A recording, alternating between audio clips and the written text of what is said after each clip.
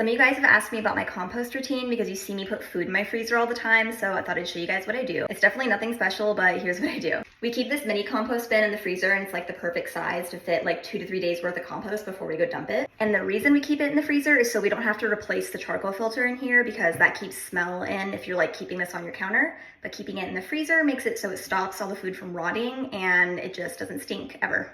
So Banks had leftover cheese stick, which I normally would finish for him, but we're all sick and I'm not wanting to eat off of him, so throw it in here. A plum pit, and then I had some leftover Chipotle for lunch, so this has a little bit of food scraps left in it, but the entire thing's made out of paper, so it can just fold up and go in here. Then once this gets full, we just dump it in our green yard waste. And we're lucky enough to live in California, so we're actually required to throw away our food scraps into our yard waste bin, at least in my city. Maybe not all of California, but in my city, you're supposed to put all of your food scraps in the green yard waste bin. So we don't actually have to compost anything in our backyard anymore. It's just so convenient, and now we have way less trash